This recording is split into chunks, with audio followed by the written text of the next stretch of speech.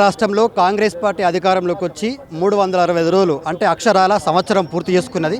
కానీ బీసీలకు కామారెడ్డి డిక్లరేషన్లో ప్రకటించినట్లుగా 100 రోజుల్లో బీసీలకు కులగణన చేసి మీ వాటా తెలుస్తాం. ఎందుకంటే మేము అధికారంలోకి వస్తే బీసీలకు 42% రిజర్వేషన్ ఇస్తాం. 42% రిజర్వేషన్ ఇస్తే 23,943 మంది బీసీలు సర్పంచులు, ఎంపీటీసీలు, జడ్పీటీసీలు అవుతారని చెప్పారు. మేము ఇదే రేవంత్ రెడ్డి గారిని సూటిగా అడుగుతా ఉన్నాం. సంవత్సరానికి 20,000 కోట్లు బీసీలకు ఖర్చు పెడతాన్నాం. తొలి బడ్జెట్లోనే 274 కోట్ల బడ్జెట్లో కేవలం 8,000 కోట్లు బీసీలకు ప్రకటించి బీసీలను అవమానపరిచినావు. దాంతోపాటుగా అధికారంలోకి వచ్చిన 100 రోజుల్లో ఎంబీసీ కులాలకు ఒక ప్రత్యేకమైన మంత్రిత్వ శాఖ ఇస్తాను. సో కామారెడ్డి డిక్లరేషన్లో దాదాపుగా ఒక 60 అంశాలు బీసీలకు ప్రకటించి సంవత్సర కాలం విజయవంతంగా పూర్తి చేసుకున్నా అని చెప్తా ఉన్నాం. ఇది విజయం కాదు. సంవత్సర కాలంలో బీసీలను మోసం చేసినావు. అత్యంత పెద్ద సామాజిక వర్గమైన రైతులు, అందులో పెద్ద ఎత్తున బీసీలు ఉంటారు, వాళ్ళని మోసం చేసినావు. మహిళలను మోసం చేసినావు 6 గ్యారెంటీలలో. కాబట్టి నీకు ఒకటే అల్టిమేటం జారీ చేయడానికి ఇవాళ గతంలో కవితక్క గారి గురించి ఒక ఆది శ్రీనివాస్ అనేటువంటి ప్రభుత్వ విప్పు కవిత గారికి ఏం హక్కు ఉంది బీసీల గురించి కొట్లాడేది అంటా ఉన్నారు.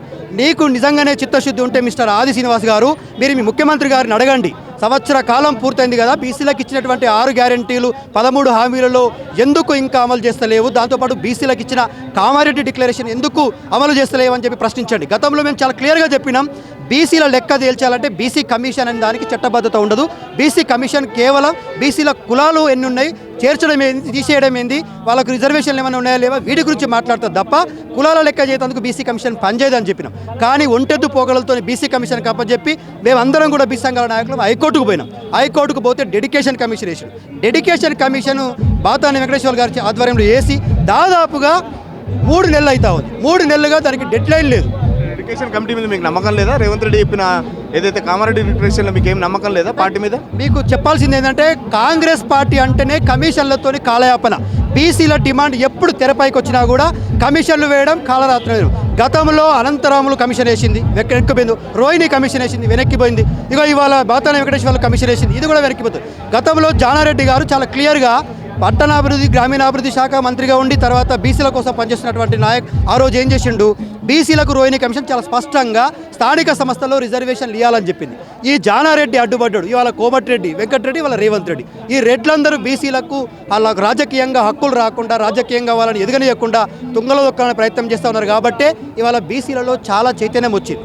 ఇవాళ కేంద్రంలో ఉన్నటువంటి బీజేపీ కూడా 48 లక్షల కోట్ల బడ్జెట్ ప్రవేశపెడితే కేవలం 2,000 కోట్లు బీసీలకు ప్రకటించింది. ఎంత దారుణం అండి! అంటే బీసీలు అడుక్కుంటే తప్ప బీసీలను బిచ్చగాలుగా, బీసీలను అసలు జనాభా లెక్కల్లోనే లేనట్టుగా చూస్తున్న తీరుకు నిరసనగానే ఇవాళ మేము పెద్ద ఎత్తున ఉద్యమం చేస్తూ ఉన్నాం.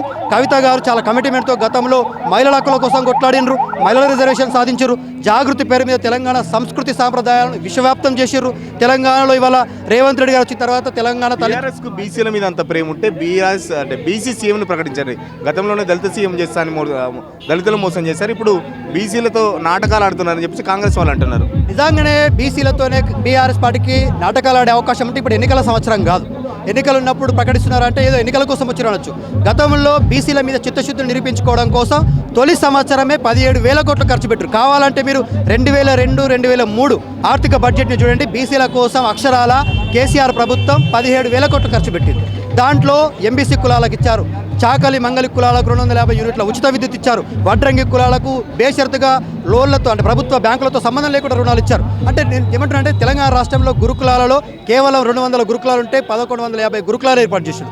రేవంత్ రెడ్డి ఏ పుణ్యాన ముఖ్యమంత్రి అయిందో ఏమో తెలియదు కానీ గురుకులాలలో ఉన్న పిల్లలు పిట్టల్లాగా చచ్చిపోతుంటే ఏ ఒక్క రోజన్నా విద్యాశాఖ మీద సమీక్ష నిర్వహించాడు? ఎంతమంది పిల్లలు చనిపోయారు, వాళ్ళు ఏ కులాల వాళ్ళు తీర్చాడు? మేము స్వచ్ఛందంగా చనిపోయిన పిల్లలకు ఫోన్లు చేసి కలిగితే దాంట్లో కూడా దాదాపుగా 40 మంది బీసీ పిల్లలే చచ్చిపోయారు. అంటే తెలంగాణ రాష్ట్రంలో నేత కార్మికులు బతుకమ్మ చీరల నేత మానేయడం వల్ల, ఆపేయడం వల్ల 29 మంది నేత కార్మికులు చచ్చిపోయారు. రైతులు దాదాపుగా 480 మంది చచ్చిపోతే 5 లక్షల జీవిత బీమా లాగా వచ్చేది. కేసీఆర్ గారు ఉన్నప్పుడు రైతు బీమా రూపంలో 5 లక్షలు వచ్చేది.